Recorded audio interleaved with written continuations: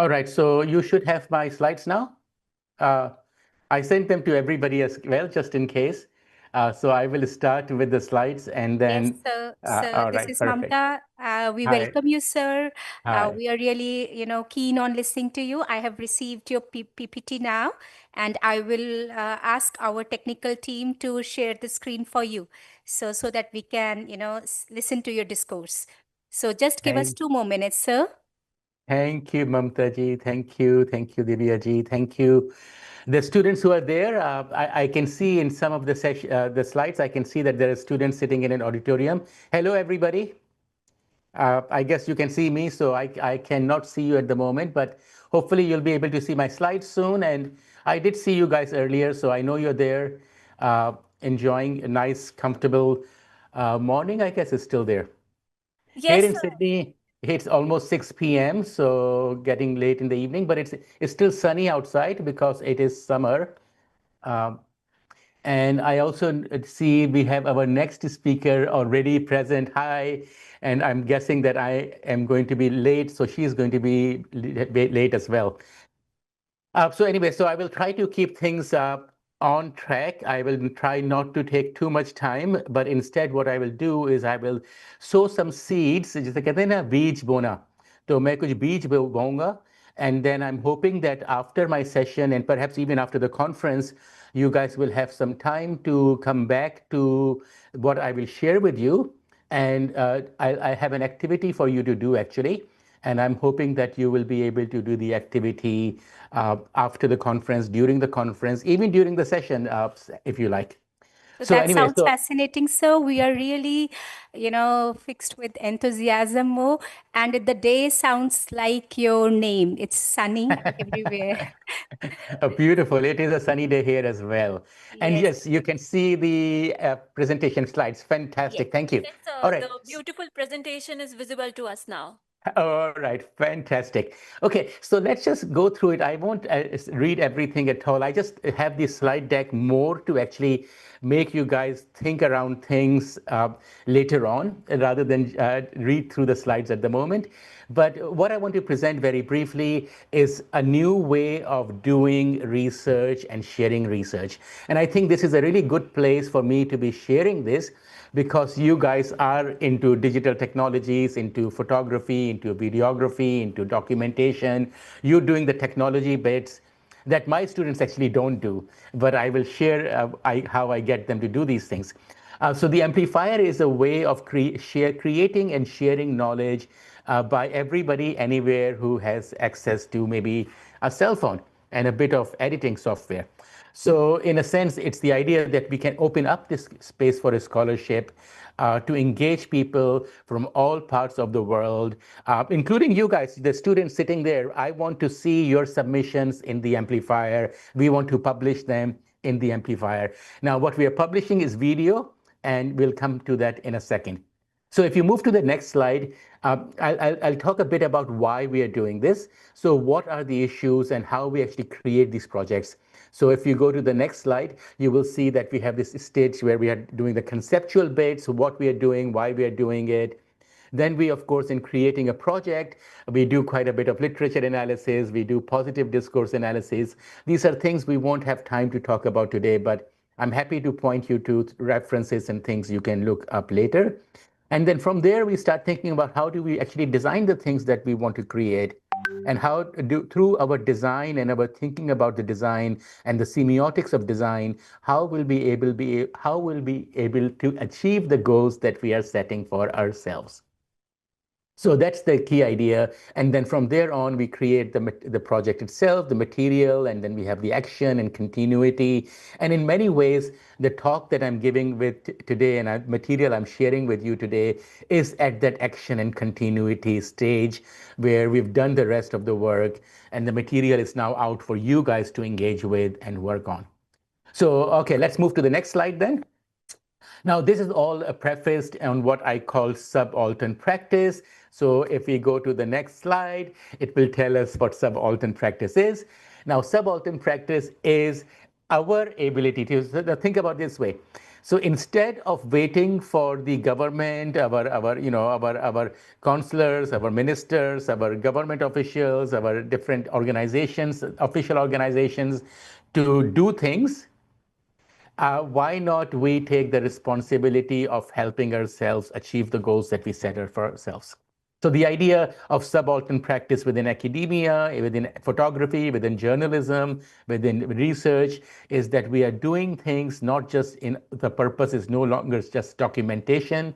The purpose is to create resources and create practices and create materials that can actually address a real world concern that we have.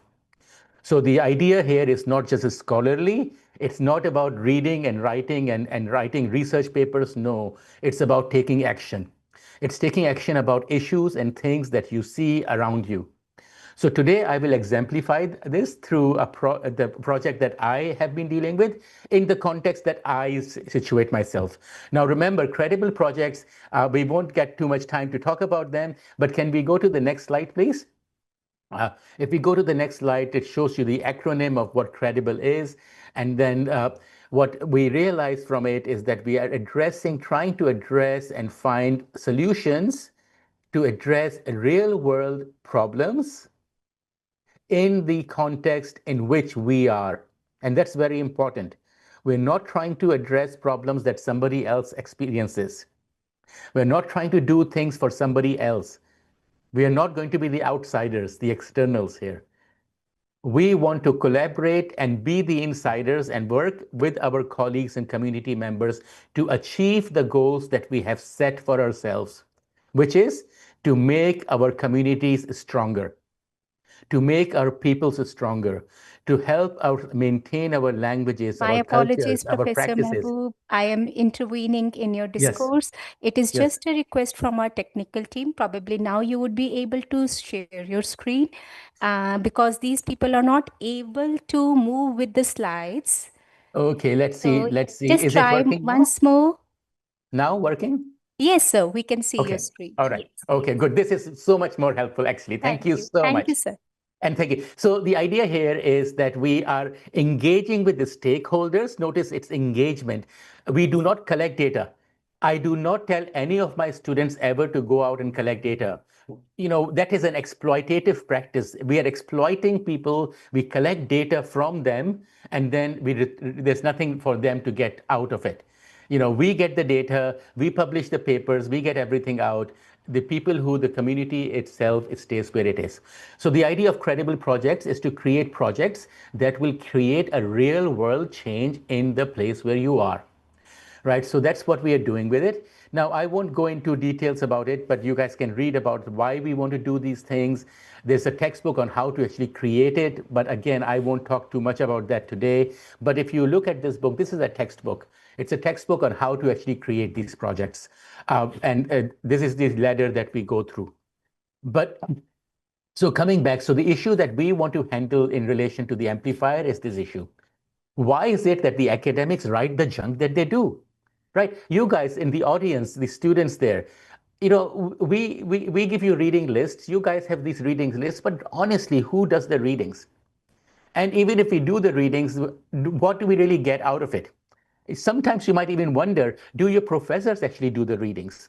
Sometimes you might even wonder if the reference lists that you are looking at the end of a book or a journal article, did the author actually read all those papers? Now, unfortunately, and this is really sad because academics are the pillars and should be have the most integrity and honesty. But unfortunately, the case is they don't. So most of the references that people cite are not actually read by the authors who cite them. Right. And on the other side, people who write these works, people who have been publishing these works, 82% of the articles are never read by anybody. Right? Of those articles, only 20% get cited. And of those that are cited, only half are read. So why are we writing all this work? Why? Because we are stuck in this world where we are being eaten up alive. As your colleagues, your professors, and I and your colleagues will know, we are so stuck in writing these papers because we are going to be measured for our performance based on these papers. The metrics are all there. right? So we are constantly being measured on performance, publish this, publish, how many publications do you have? How many publications in Q1 journal? How many publications here? Notice how the metrics are forcing us to do work that is irrelevant of the communities that we are part of. And this I am going to say very clearly, and I say it all the time, and I'll say it very clearly, is part of the colonial plans. It is part of the colonial agenda that our brightest and smartest of people will do work which will where they will spend hours and hours and days and weeks of their life, and at the end of it get nothing.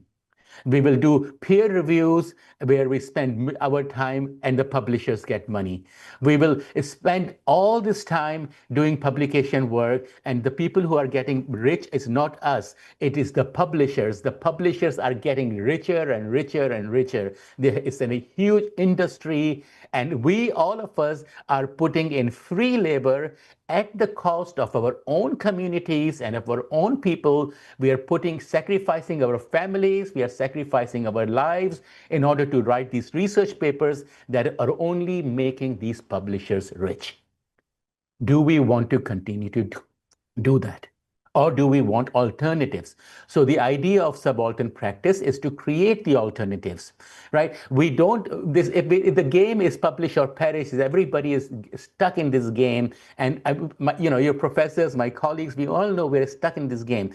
Now, if we're stuck in this game and we cannot change the game, then what can we do?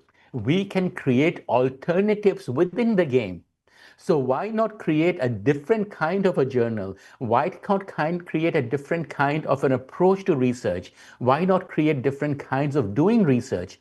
This is what I call credible. That's subaltern. That's doing things that are about our own communities and our own needs.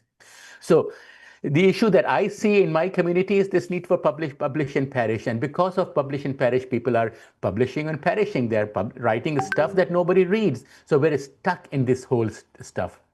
Then, of course, more recently, we have been bombarded with pay to publish, free, open access, this term open access. We see it all the time as if it's a good thing. Actually, if you reflect on it, open access is a horrible way to further strengthen the hegemonic discourses that already exist. Why? Because only people who have the money can afford to be open access. My university pays for open access for my papers and my colleagues' paper. The university has an agreement with the publishers, and we all get open access publications from my university. But will that be the case with all universities? Will they be able to afford a contract with major publishers so that all their employees, all the staff, can publish for open access for free? No. So see what's happening. It's further gatekeeping based on money. So it's further strengthening the colonial agendas. That is what's happening. And if we see what's happening in the world around today, we see that the colonial powers are getting stronger. And unless we create some kind of a movement of resistance, which is based on ethical practice, most important, credible. E is for ethics. Ethics is not getting people to sign forms. Ethics is the philosophy of ethics, and then working through this, and then we will start to create a change, and that is creating alternatives.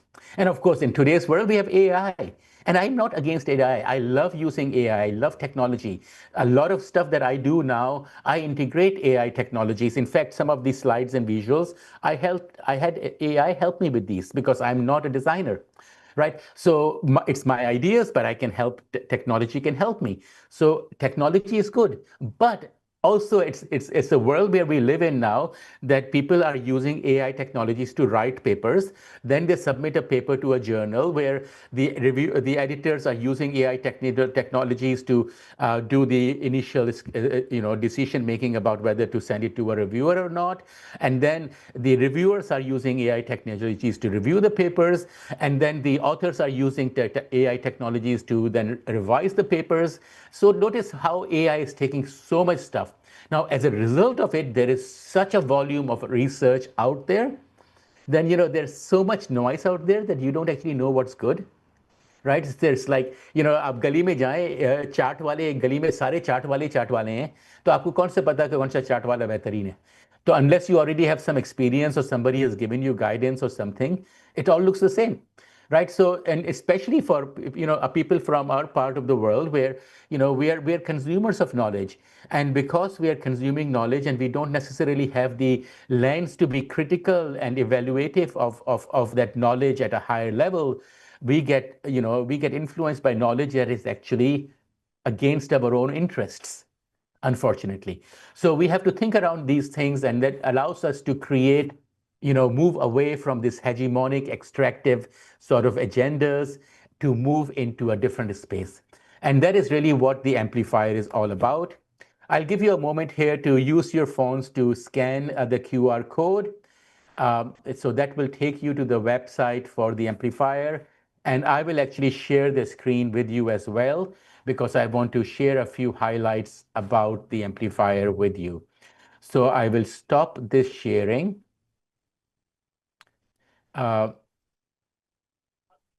And I will start sharing a different thing.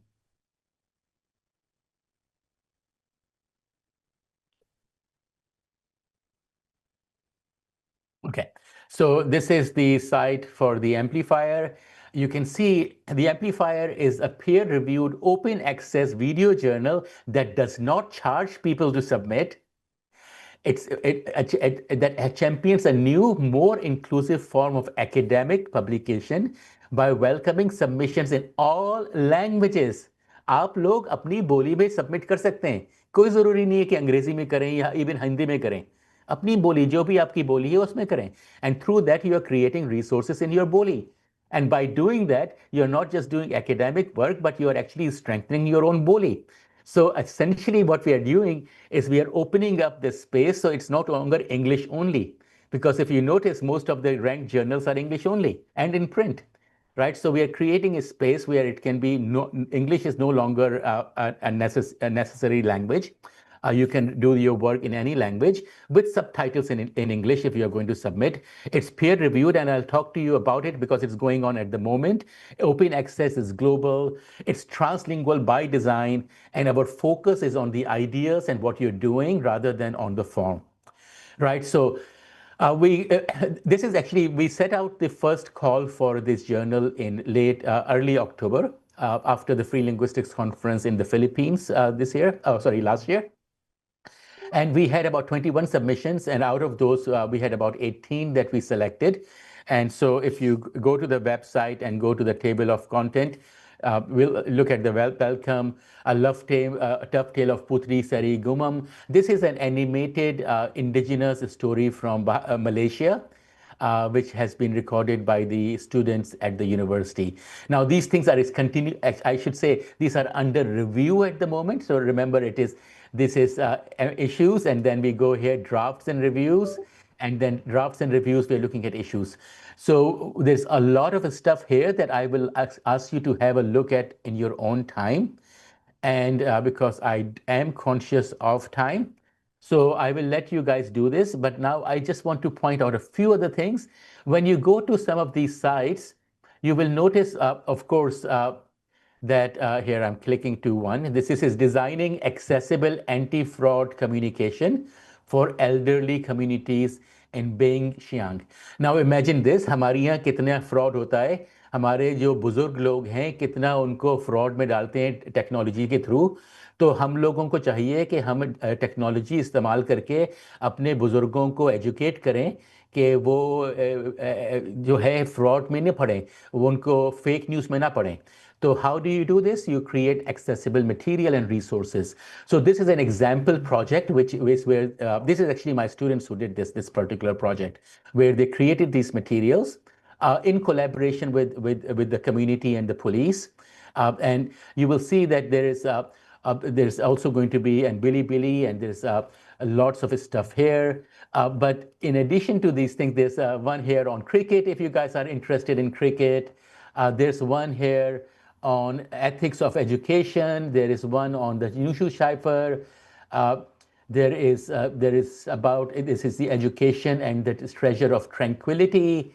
which is by Professor Udaya Singh. So you can see that the journal is very inclusive. We have voices from 8 different countries already. We have a number of languages represented, and we're trying to create this as a multimodal integrated space. You can see that some of them come with activities. If you click this, it will open an activity, and I won't go through the activities, but the activities are designed for university lecturers, classroom teachers. People can use these videos for their own purposes in their own teaching and learning. So you can see already that it's not longer just a traditional journal where you're just getting the information, but we're getting the material in an engaged video format. Then if you go on to, like, say, let's say, Alafte Potri Jimra. So all of this is at the moment on YouTube. So if you go onto the YouTube, there was a magical kingdom located above the sky. So you can see how the technologies are working in relation to each other. Again, I don't want to take up more of your time, so I will just go back to my last slide here, and I will leave you guys with an activity. You guys can do this in your own time, and the activity is this. So our goal is this activity is that I want you guys to be peer reviewers for all the people who have submitted to the journal. And I want you guys to take your own perspectives and give feedback to the people who have submitted. So browse through the submissions and then review and identify 3 that catch your attention. And in your comments, I would start with a glow. So what works well, then grow. That is one concrete improvement that they can make, and then maybe question for them to think about. So maybe you can organize your comments in a particular way to help the authors to engage with this work. So notice from research coming to you in published, authorized, approved journals, we have research that is building from the ground up. So this is the subaltern approach. This is the people doing the research that they need in order to achieve the goals that they have for themselves and their own communities. And with that, I'll stop, and I'll be happy to take a couple of questions before we move on. Thank you so much. Thank you so much, Professor Mahboob. And sorry I joined you late, but it's always a pleasure to listen to you and about your projects. They are wonderful projects. And now you're opening these vistas for others to join. And I'm so thankful that you agreed to cover our Bridge Bhumi people. Actually, they're right now, they were in the audience, and now they are leaving for their lunch, but the academicians are all here.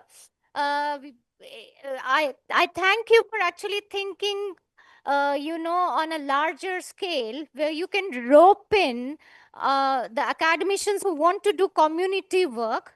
They want to do and not just write projects, but do projects which are worthwhile, which create changes, and bring them up on a platform which is a multimedia platform. Actually, academia should not be circumscribed or limited to just publishing in print form, in textual form. You are making it wider and larger, and using the latest technology at our disposal, in a way contesting the elitism of print and media industry, which tries to, I unfortunately please the institutions or the writers or the independent authors. Somehow capitalist system is working throughout the world and in various avenues, which tries to curb your creativity, your expression, your engagement with the community. And what we do is just very little, which is very formal. It's all paperwork that we do. Our papers are also all about the paperwork that we did, rather than something substantial that we delivered to. I just wanted to, I'm so thankful to Yulia for joining us from Ukraine, and also Anna Kuzia from Poland. And before you, there was Professor David Blumenkrantz, who's working in a very similar way as you are, where he is engaging with the Kenyan. This is the second or third time he's visited Kenya, and he's also visited India. And he does these projects with them where he tries to counter the settler narrative. And he has also created a project, probably you were here and you were listening to him, where people see their own community through their own eyes. It's an auto ethnographic gaze that he tries to again give his own platforms to the Kenyan photographers and people, so that they can show how they see themselves rather than outsiders see themselves. So that's also wonderful. So hats off to both of you. And I'm so thankful that, Yulia is also joining us. She's talking about emotions and how, different media help us to express those human emotions, and how somehow these are now mediated by graphics, by all kind of things. Well, she knows best the drift of her discourse, but this is what I gathered, and I know that she's bringing something great to the table. The interesting part is that both Anna Kuzio and Professor Shamaeva, what they are doing is they're creating a cross-cultural understanding where Poland, Ukraine, Hungary, and some other countries from Central Europe can understand Eastern Europe, and how these language differences should be overcome. Just like you always say Boli is more important than written text, because written text is always creates differences, while Boli sort of connects. Boli is like the dialect. It's difficult, but what happens is that Boli runs across continents or across countries, just like India, Pakistan have the same Boli. Punjab, there may be differences in communal interests may be different, but the Boli is same, because the cultural gaps are, maybe Yulia has a different take, I don't know, but then all these perspectives matter. So thank you so much, and probably you'd like to listen, but thank you for your plenary talk, and I really want to appreciate you. The Yes, of course. Professor Prasannanshu is here, and it's actually through Professor Prasannanshu that we got connected, and here he is. I want to, give him the dais, please. Hi, Ahmar. Oh, can you see me? Now you can see me, right? You are muted. You are muted, Ahmar. Please unmute yourself. Yes. Hi. How are you going? I can see you now. With a new look. But I am Yes. really excited and interested. I was really enjoying your talk, all the things we have been discussing, but the Boli thing and also this hegemony of publishing, I think it has to be mainstreamed, which you have been attempting. And now I think you have a new cause also, AI. Great. Good wishes. We all enjoyed it. Thank you. Thank you. Thank you so much. Thank you so much, everybody.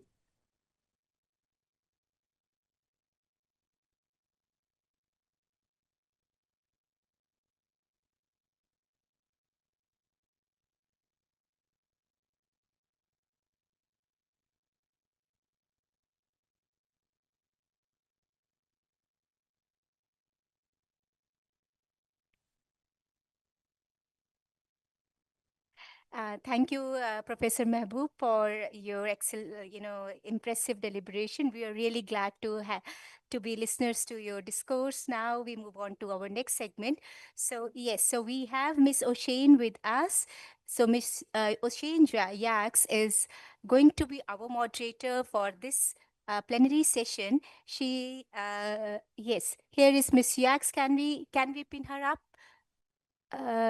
Miss Yax, am I Yes. audible? Hi. Yes, you are perfectly. Okay.